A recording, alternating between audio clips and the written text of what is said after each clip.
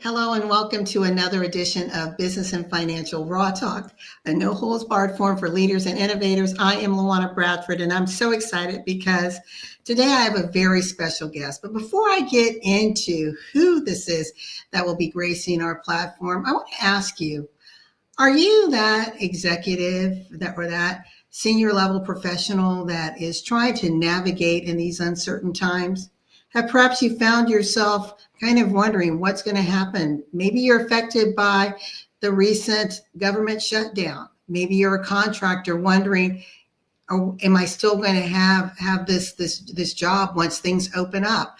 Or perhaps you're in a situation where you're just trying to explore your options. You're looking at how to navigate your career, or perhaps you're one that you love what you do, you're skilled at what you do, but you want to do it in a new environment and you really don't know how to navigate those waters. Well, that's why I have the special guest, Lisa L. Baker, here today. She is an expert in transformational growth when it comes to leadership and executive coaching. Her firm, Accentum, is a professional award-winning leadership development and coaching platform. Her firm works with individuals in the C-suite as well as teams to help them navigate this changing landscape, because we know just as the bottom line, as we're looking at that bottom line and making sure that we're agile and adaptable, we have to also look at ourselves professionally. Do we have the right skill sets? Are we positioned to remain relevant in a changing marketplace? I'm excited because I'm bringing someone that has expertise, that has been there, done that, and got the t-shirt, as you often hear me say. Not only is she a member of Forbes Council, but she's been featured in Forbes, in Ebony Magazine. She also has over 2 decades of experience working with Fortune 500 companies like Microsoft, Synchrony, and Citicorp. Her focus is really in helping individuals to maximize their impact and impression when it comes to living their best life, but doing what they love, being recognized for what they love, and being able to tap into transformational growth. We'll be back in just a moment with none other than Lisa L. Baker.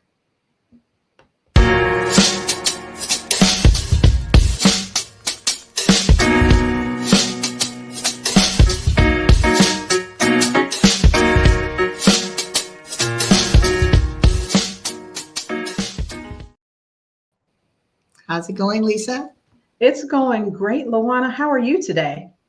I'm doing well. Thank you for taking time out of your busy schedule to sit with me and just kind of talk about what's happening in the world and hear some of your tips and strategies that people can take in order to navigate these waters, and even tap into you and your expertise and possibly partnering with you in going forward.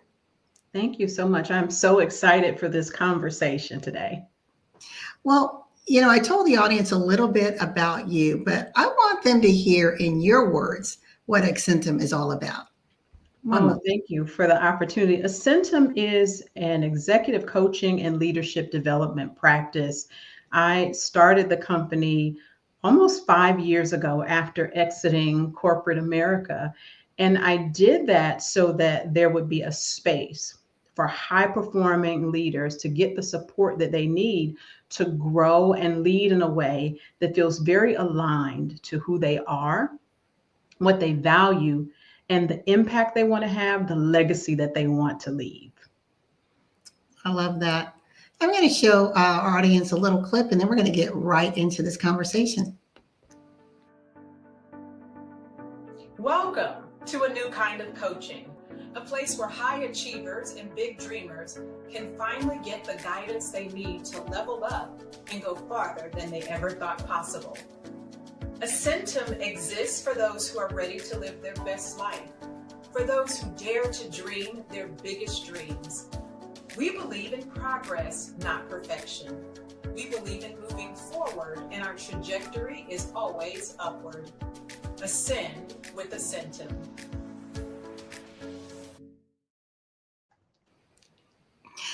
Well, I want to ask you a question. You said something there, and I hear people using this a lot. We hear living your best life, right? So What is living your best life? I was talking actually to another executive, and I used that term, and he said, "What does that really mean?"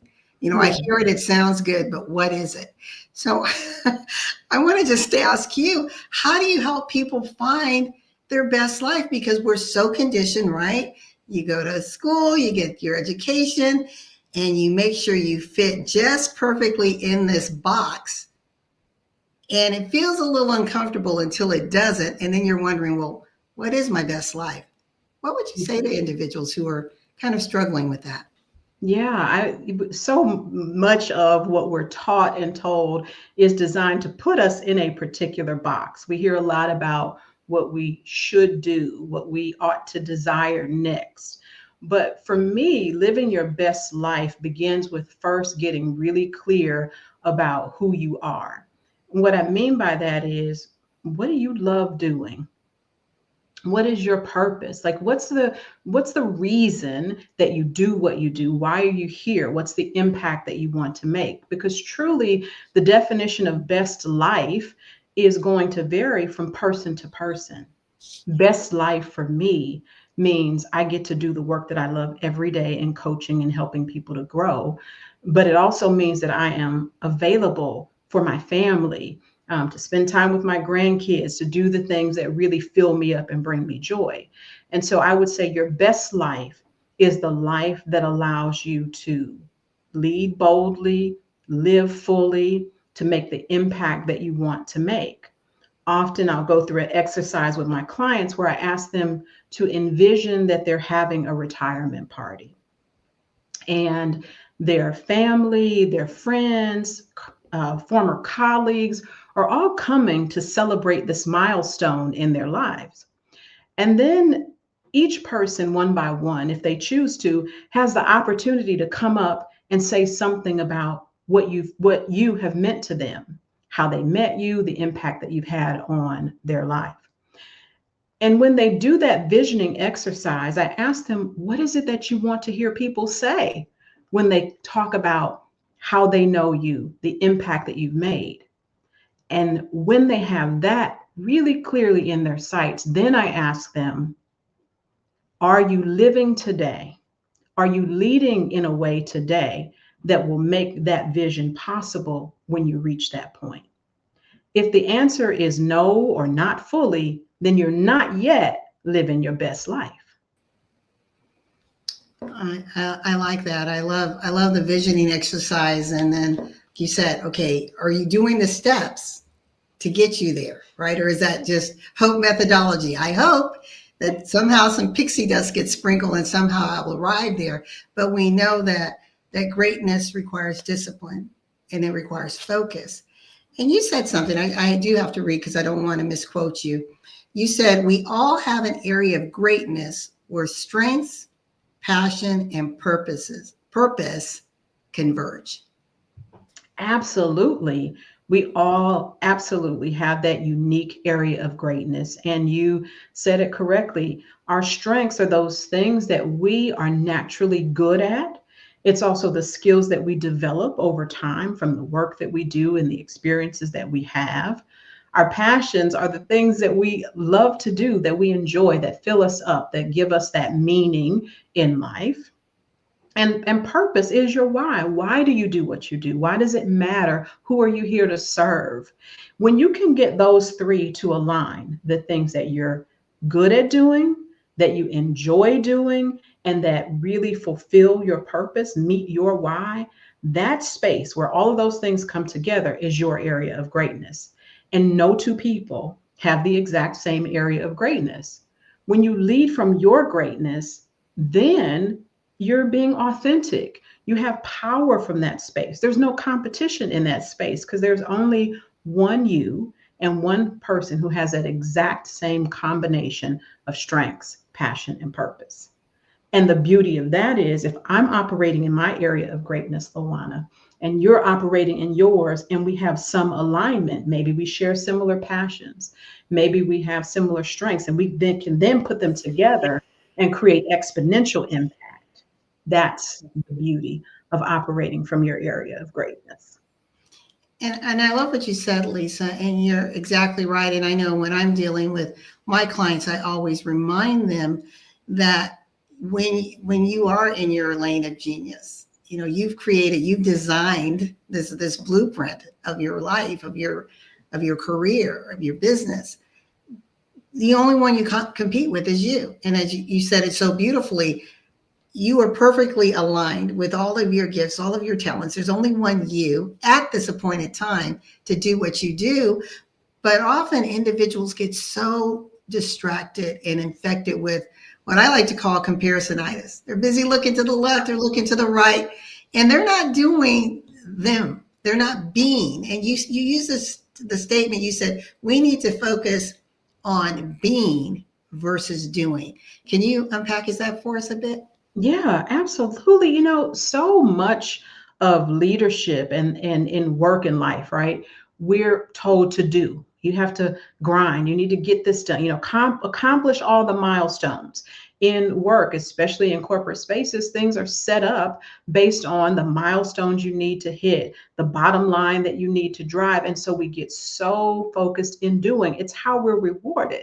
We get rewarded for the things that we do, right? And so that becomes the primary focus. But what happens is, in all of that doing and all of that motion that we sometimes mistake for momentum, we lose the sense of who we really are. Why am I doing what I'm doing? Do I even enjoy what I'm doing?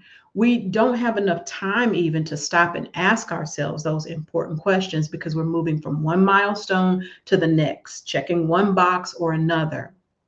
And so there's this busyness that happens. And in the fast paced, ever changing environment that we're currently living in, where it's increasingly more complex, it is much more global than it's ever been. With technology, the pace is changing even faster than it ever has before. And so we're doing constantly to keep up or feeling like we're falling behind. So we have to do more to stay ahead. So with you, Lisa, I mean, it sounds easy, all right? Okay, just be and breathe. But how did you get there? I mean, what was it? Because that's not. I think perhaps when we are born, it's innate for us to just be, right? We don't stop a baby from just expressing themselves, but then we become constrained by rules, norms, right? Biases and everything else, so we try to fit in order to be accepted, and to conform, and we feel that really is the way to go until suddenly it feels uncomfortable. What was it for you that gave you that aha moment that, somehow this doesn't feel right and I really need to uncover and unpackage who I am? And I use the term uncover and unpackage because I believe we're always there. For whatever reason, we just can't see ourselves, but we're always there. Yeah, we are always there, and we lose sight of ourselves because of, like you said, all of the pressures that are around us. And I would say it is not easy. And I don't want to give anyone impression that it is easy. It's simple. It is simple, but it is not easy. And it's not easy because of the world that we live in and because of all of the shoulds that we hear along the way and take to heart. The transformation for me happened during the time that I was working for Microsoft. I had been with the organization about 6 years when a new regional vice president came into the business. At the time, I was a marketing director in the East region and had been doing well at the company. I'd gotten a promotion. But when he came in the very first meeting that I had with him face to face, he said to me, and I quote, "Lisa, I didn't ask the team who's the person that adds the least value, but I'm sure if I had asked them that they would have said you." Now imagine my surprise in hearing those words. It really felt like a gut punch, Lawanna. I had never been the bottom of anything, never been an underperformer. And so to hear those words was really, it was very tough to hear, quite frankly.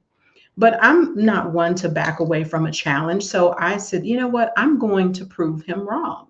He doesn't know me. What would make him say that? And so for almost another year, I really set out to do more, work harder, fit into the lane, the space, the boxes that I thought I should fit into in order to prove that I wasn't the weakest link, that I deserved my spot on the team. And then I had my second meeting with him, which quite frankly was for me worse than the first meeting. And it was worse because I was in uncontrollable tears in that meeting with him. And that came because, first, because I was angry. And I didn't want to say something that I would later regret. And so I was kind of trying to hold in my emotions, but instead they came out in tears. And the more he spoke, the more uncontrollable my tears became, because he went to a whiteboard in the meeting room and proceeded to draw 9 blocks on the board to explain to me how Microsoft views leaders. One axis is your performance in role from low, medium to high.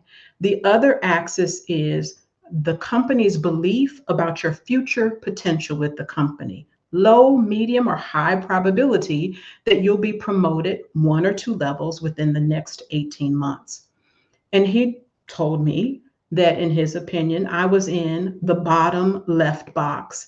That meant I was a low performer and there was a very low probability that I was going someplace in the company.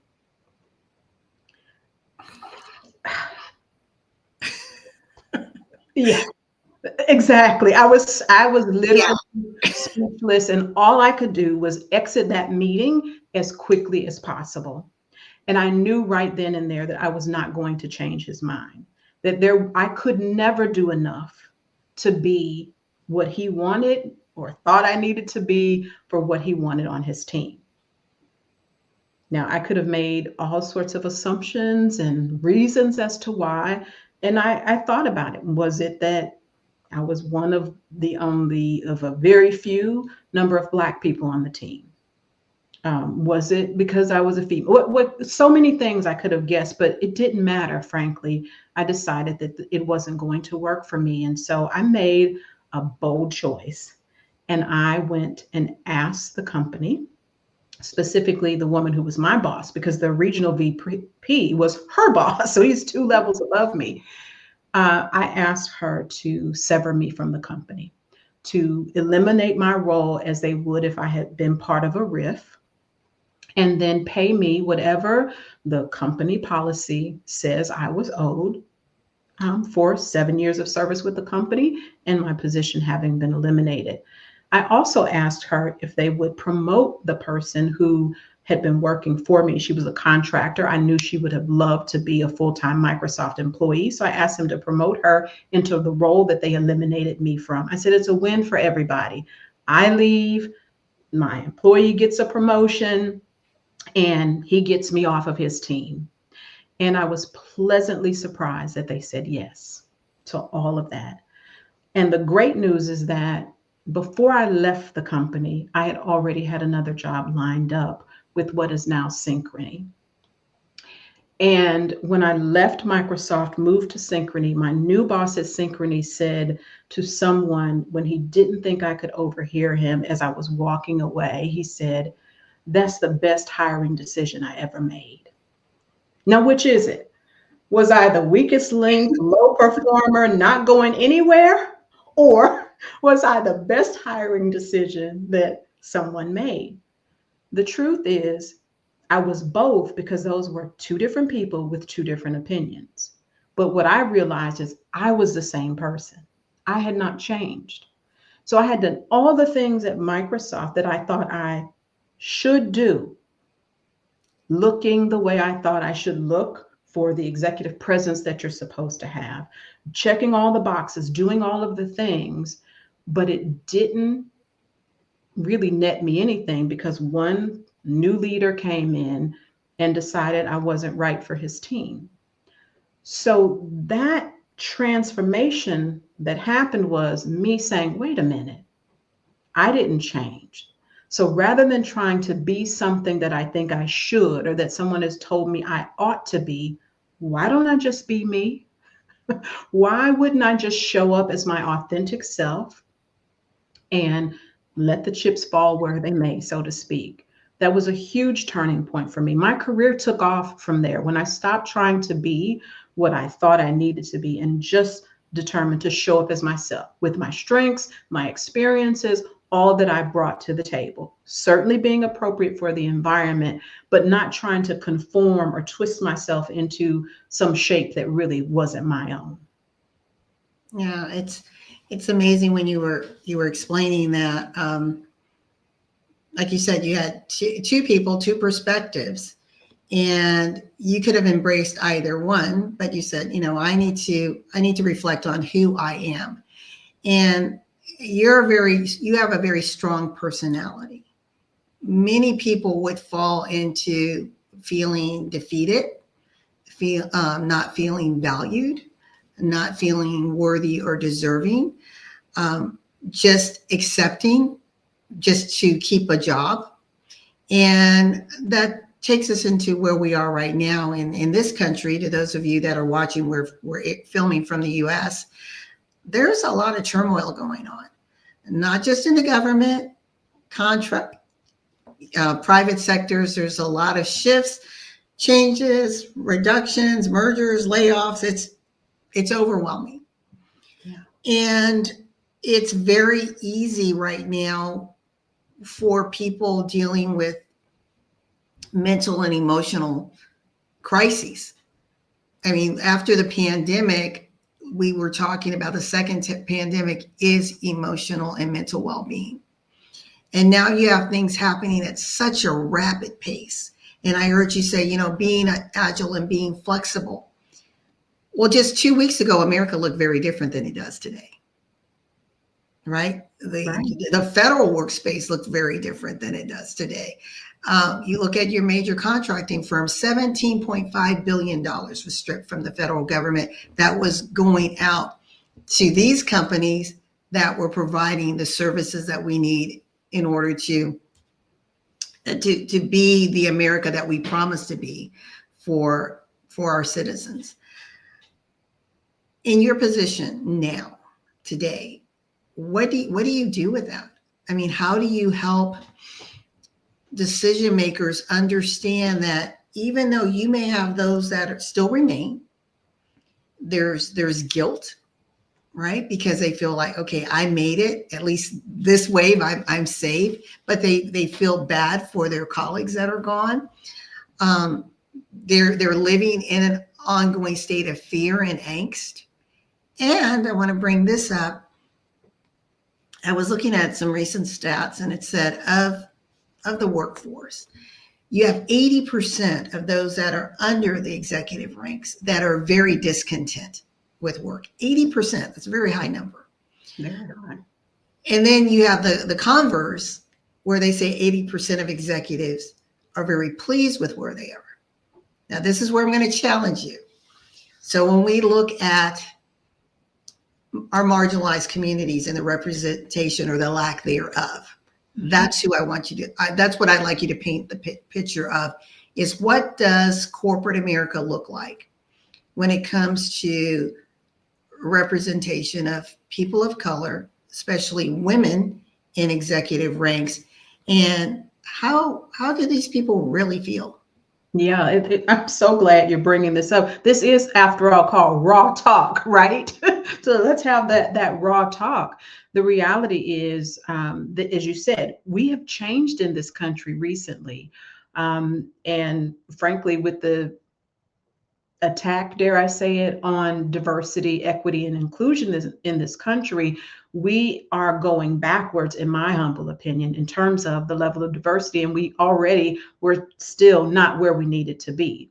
So there are few people of color in executive leadership positions. When it comes to women, few, and Black women especially, even fewer still. I think women of color, the last time I checked, we were less than 5% of those top roles in corporate America. Women, actually, it's lower than that because women in total are about 6% of those very, very senior roles. Women of color, even less than that.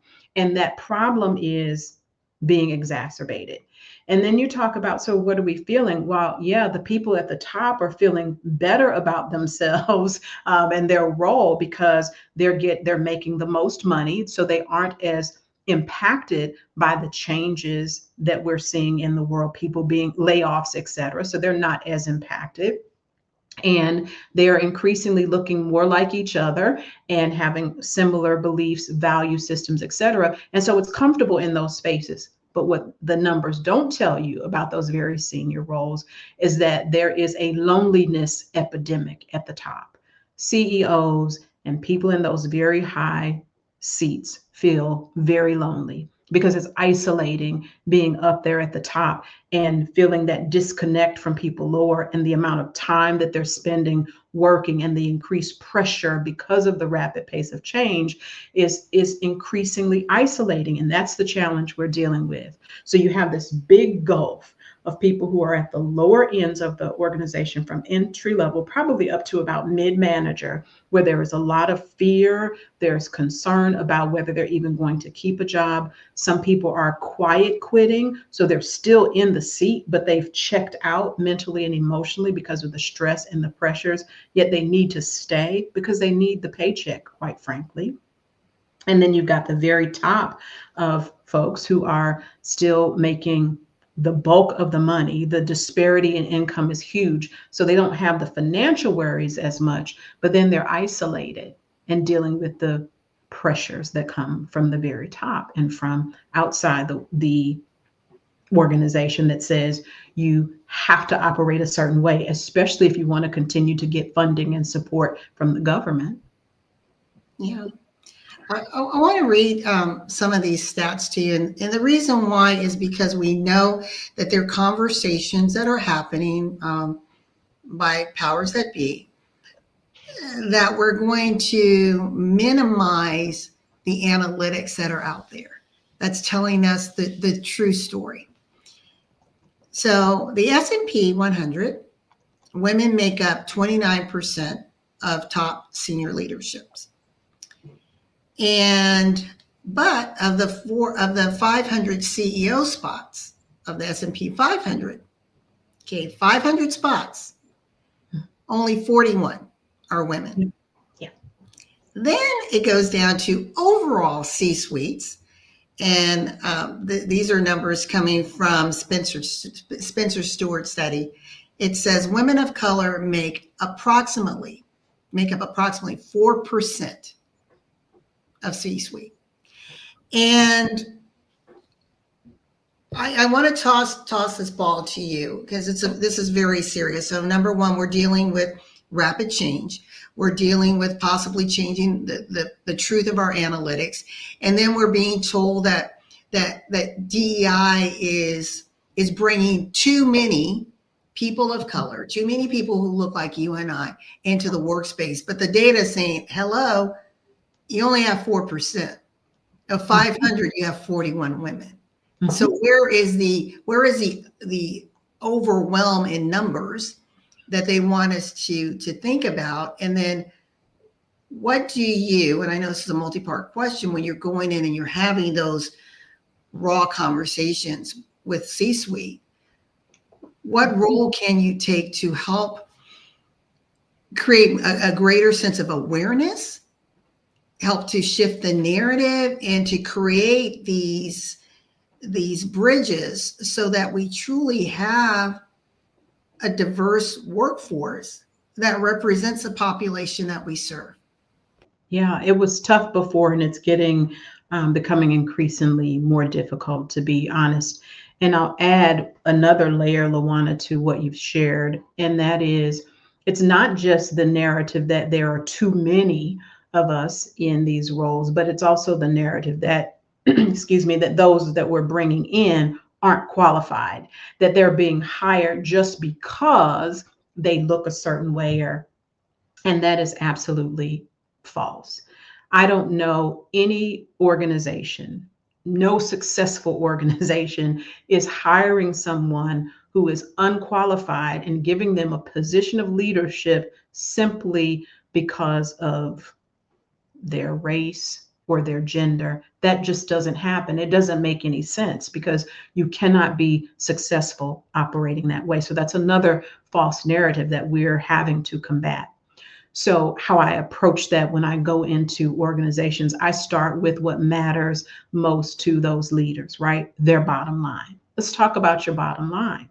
Because if you want to meet and exceed the numbers for your organization in terms of revenue and revenue growth year over year, you need people of color. You need diversity in your organization because the data shows time and time again that organizations who have diverse leadership perform better. Even more, the data shows that when you have women in those senior leadership positions, not only does the company perform better, but your employees are more engaged. They're happier in their roles. So that's why I start with what matters. Help me understand what your values are. Help me understand what your goals are. And then trust me, having been a senior executive in corporate America and working with top leaders, to help you chart a path that will get you there. And that absolutely has to include diverse leadership. One of the things that I tell those leaders is if you're sitting in your boardroom and everyone generally looks the same and everyone generally thinks the same way, you have a problem. You have a problem that may not show up immediately, but it eventually will. Because if everyone thinks the same, you're going to miss out on opportunities because nobody's bringing a dissenting opinion. No one has a diverse perspective, regardless of what they look like. Are they bringing fresh thoughts or ideas, or are you creating an environment that basically operates on groupthink? I'm gonna challenge that. See what you have to say. So you're there.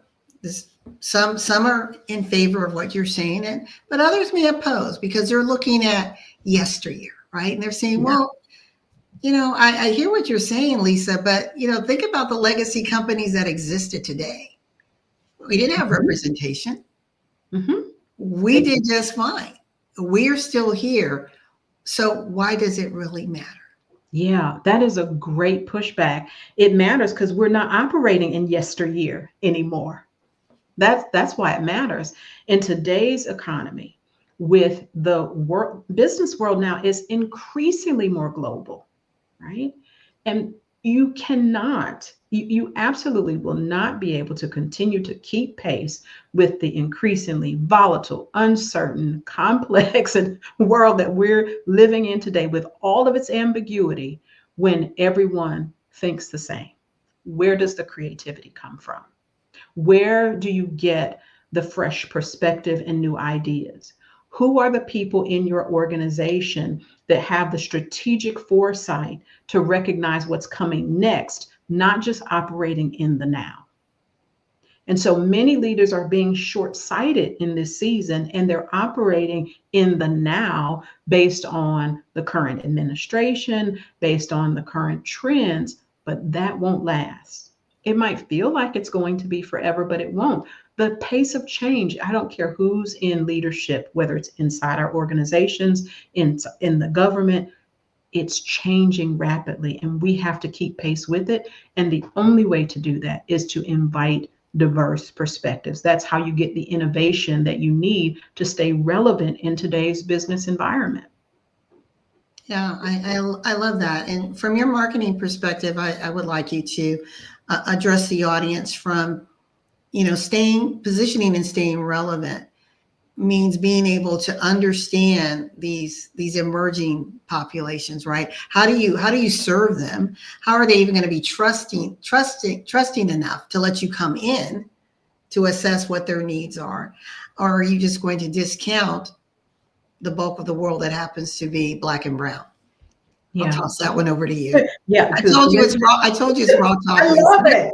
Listen, whether you accept the realities of the world or not, right? The world is changing. And you can ignore the data. It doesn't change the facts, right? Truth is truth, whether you accept it or not. And the reality is the world, especially here in the world is changing, but in the US, we are becoming more brown. it's just, it's just the reality. And so when I go into an organization, I'm talking with leaders and their teams, I'm trying to help them see the realities of the new world of work and to think beyond today to what do you think the world will look like a year from now, 3 years from now, 5 years from now? For those who are willing and able to step back a little bit from their current focus and really think strategically, it becomes easier to get them to see the value in needing to change. For those who reject that, it's kind of like there's a scripture that says if you go into someone and they don't receive you, shake the dust off Dust your off your feet. and keep moving.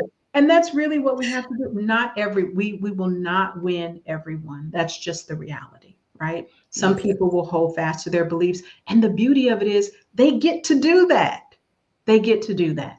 But for those who are willing to hear another perspective, to really look at the data, the real data, the true data, um, they are understanding that there is a need.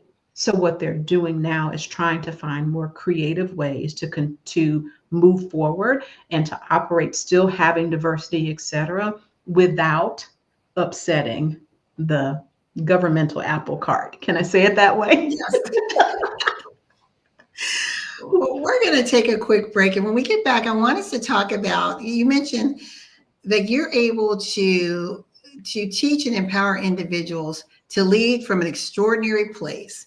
Because you said when we're able to do that, that's when we're the most powerful and authentic in our being. We'll be right back. You know, one of the things I was thinking about when looking at that and looking at the things that you help individuals with, from salary negotiations to career progression, fear often holds us back, right? We fear just stepping out. We live in that, well, what if, right? And it causes us to be paralyzed, or we're in the state of denial and we don't take the step.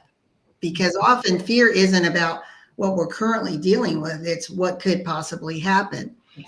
And you have this framework called GROW. So if you can unpack it, you know, what is that? What makes you, with this framework, kind of the best viable option today? And why corporations need individuals like you at the table?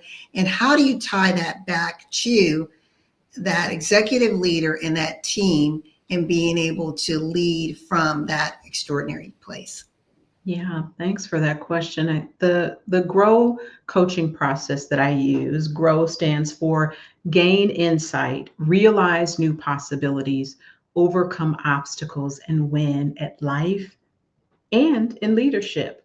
So the first step is gaining insight, because that's going to give you the information that you need to begin realizing those possibilities. So that insight could be into what's happening in the environment around me, what's coming next, insight into self. Who am I really? What do I value? What is my purpose? Once you have that information, you've got the data you need, you have the internal insight that you need, you've looked at the external environment and taking in that information.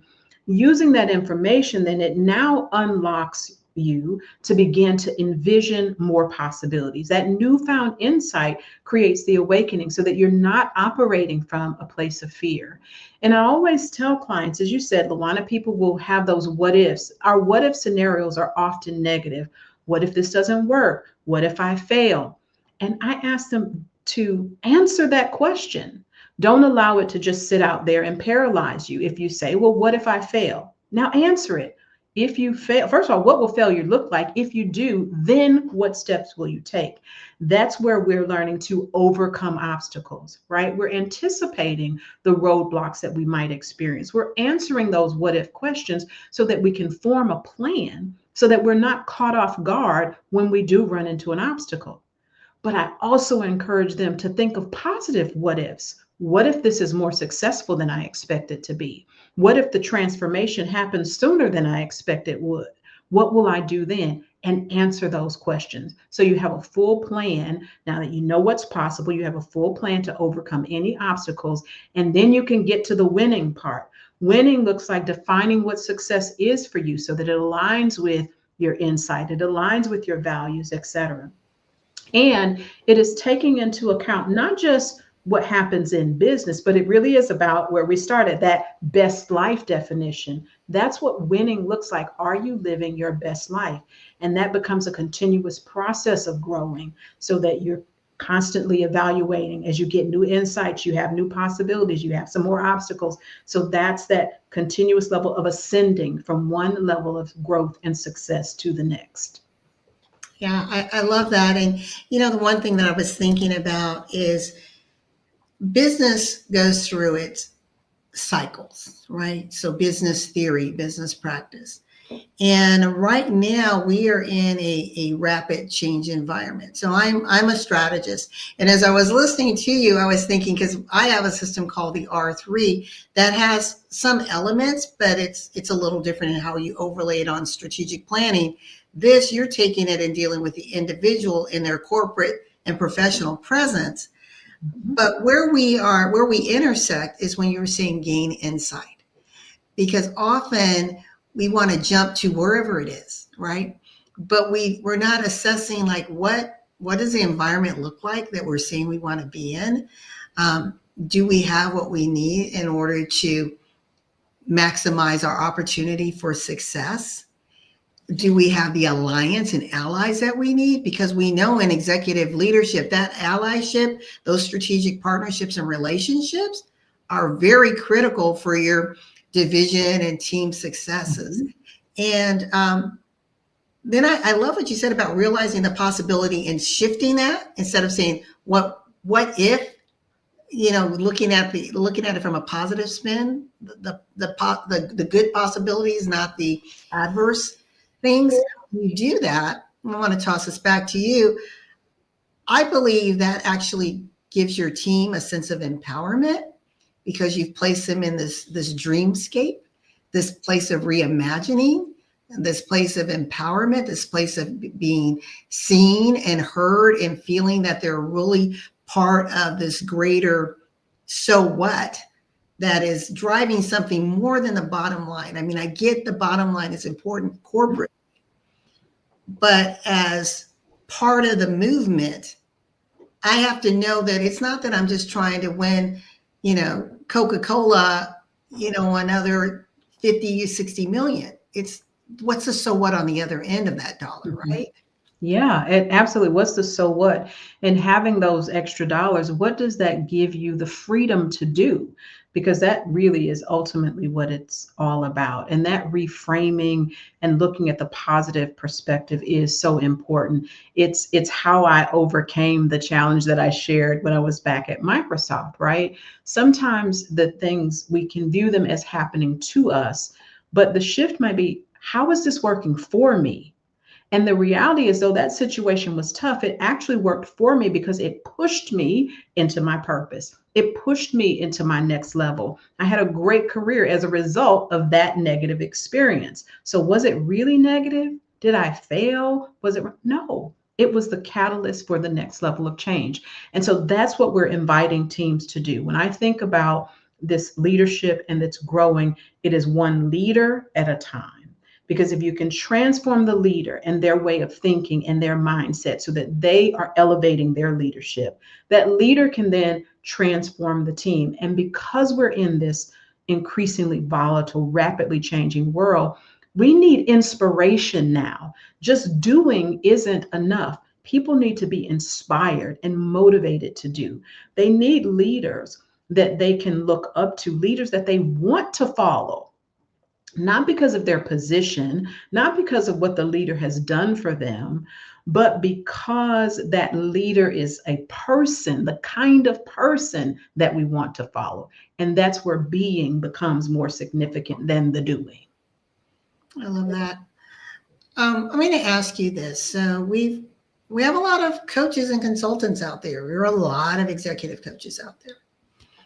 And what makes you in today's environment given your experience, given your line of sight, what makes you, in your opinion, the best viable option out there? And how can you help those business owners, CEOs navigate successfully in today's marketplace? Yeah, there are many great coaches and leadership development organizations out there. I am the best viable option for a specific group of leaders and organizations. Those are purpose driven leaders, mission driven organizations who realize that success alone is not enough. They want to move from success to significance so that you're achieving the results, but it's with a purpose that is for the greater good. I am the ideal coach for someone who really does want to create transformation and continuous cycles of growth. So beyond just a one-time experience, that you want to learn and grow and iterate and continue to learn and grow. That's who I'm the best coach for.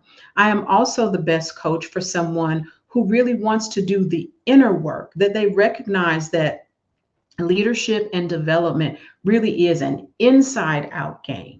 So they want to focus on their mindset, their beliefs, their values. They really do want to get clear about what makes them unique. What is their area of greatness, whether that's the individual or the organization, and they want to lead from that space. So they're creating their own path, their own lane for continuous growth, improvement, innovation, and impact. That's who I am uniquely equipped to serve. I love that. I liked what you said, is that individual who's purpose-driven, mission-driven, who wants to go from success to significance. And we all hear about, we can measure our outcomes, but what is that impact? What type of influence do you have? Yeah. And we know that when we can shift, as you mentioned, that leadership mindset that translates their behavior and how they communicate with the team, and it actually elevates how highly performing that team becomes. But when you have the opposite, you have people, resigning left and right, like you did. It's like, okay, I always believe people leave jobs for the most part due to bad leadership. I 100% agree. They're usually leaving the leader or the culture in the organization, because in certain cultures tend to allow bad leadership to continue. And so that's why people quit. And it's detrimental to the long-term health of the organization overall. It cannot survive that way, but for a short period of time. And so I think that's why this work that we do, Lawanna, is so imperative. Now more than ever, people really need those transformational leaders who have a clear sense of being. They also have a new way of seeing the world. So they have a vision that is positive. They have a future perspective, but they're also effective communicators. So they can articulate what they see and translate it in a way that inspires people to want to follow their lead. And then we can get to the doing. Yeah. So now people have a clear vision and they know what their role is in it, and they can begin to act and move to create the results, yes, but also have that positive impact and influence that ultimately the best leaders and organizations have. That's how we shape cultures. So you change one leader, you change the team, you create the positive culture in the organization. And I believe if we do enough of that, we can ultimately change the world. Yes. Lisa, can you believe we are almost out of time? It's hard to believe. Time flies when you're having fun. Yes. So we're going to do one quick takeaway, and then you'll be back to share your growth. Is it the growth framework? And I know that you have an offer for our audience. So we'll be back in just a moment to hear what Lisa has to share with us. Business and Financial Raw Talk, a no-holds-barred forum for leaders and innovators with award-winning business strategist and financial analyst Lawanna Bradford with the Bradford Group.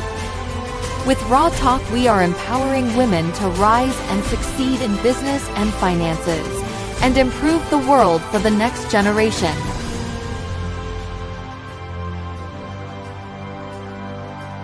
Get ready to get raw and real. Live each Tuesday at 6 p.m. Eastern on e360tv.com.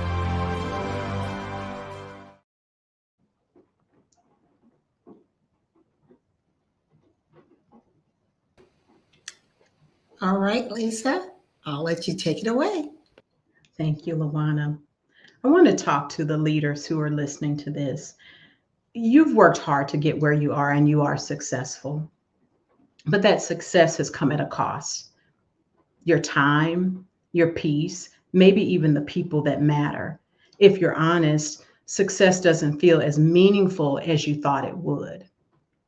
You may think the problem is you're not doing enough, or you're missing some secret ingredient that other successful leaders have. Your inner critic might try to convince you that you don't deserve a seat at the big table. The truth is, the problem isn't your effort, it's alignment. You've been so busy doing that you haven't had time to consider who you're becoming in the process.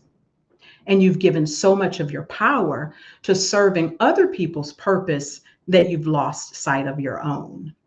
That's why the success that you've built feels hollow and it's exhausting, frankly.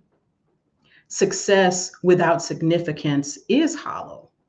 And leadership should never cost you your peace, your purpose, or the people you care about. When you align your values, your vision, and your voice, you lead from a powerful and authentic place without sacrificing yourself. And that's where my Grow coaching process becomes a catalyst for transformation, helping you to gain insight, realize new possibilities, and overcome obstacles so that you can win in life and in leadership. For example, I work with a client who recently landed her dream job as the COO of a mid-sized technology firm. Within 6 months of taking that position, she said to me, "Lisa, I feel like I'm failing on all fronts. I am so busy and pulled in so many different directions at work that I don't have time to be strategic. And by the time I make it home, I have no energy left for my husband or my kids." Her dream was starting to feel more like a nightmare. But through the growth process, she realized that one of her values was family, and that time with family and that connection was a non-negotiable. She decided that she wanted to be the kind of leader who elevates others. When she made time to think, she also decided that, I need more time for what really matters. And so she made some strategic adjustments to her calendar. Now, as a result of those realizations and that clarity, she took a bold step. She began to delegate more. She trusted her directors to make bigger decisions, and she organized her time around her top priorities so now she can show up fully at work and at home. That's the power of a bold move. I help high achieving leaders and entrepreneurs move from pressure to purpose so that they can lead boldly and live fully. And I'd love to help you too. I created a short training video entitled Bold Moves, 4 Steps to Break Barriers and Build Confidence. And this could be just the thing that you need to break through what's been holding you back so that you can take purposeful action. You can download that training video for free at my website, ascentum.com/bold moves. Thank you so very much, Lisa, for just being an amazing guest, for engaging me in this challenging conversation. We got raw and real, right? Yes, absolutely. And it has been a pleasure. I hope that your listening audience really will see themselves in the conversation and take away something that helps them to shift their perspective to lead more boldly. Yes, and before we go, I'm going to ask you to do me a favor and speak specifically. Give some words of encouragement and hope to the 300 plus 1,000 African American women who've lost their jobs in the last 3 months. Yeah, thank you for that opportunity. If that is you and you're one of those 300,000 African American women who've lost your job, I want to tell you that what you haven't lost is yourself. You haven't lost the skills that you have. You haven't lost your education or your talent, and you are valuable, far more valuable than any position that you've held. Those skills that you had before, that talent that you have, you can take that with you wherever you choose to go. That may mean starting your own business. That may mean moving into another organization, but know that there will always be room for people like you. Always be room. There is an abundance in this world, and there is truly no lack. If you need help and support to navigate to what's next, to find the best place for you, I would encourage you to find a coach, a counselor, someone that resonates with you, that can help you to navigate through this transition to what's next for you. This happened to you, but who is it for? And how can you use this pivotal moment as an opportunity to propel you to your next and what is best for you?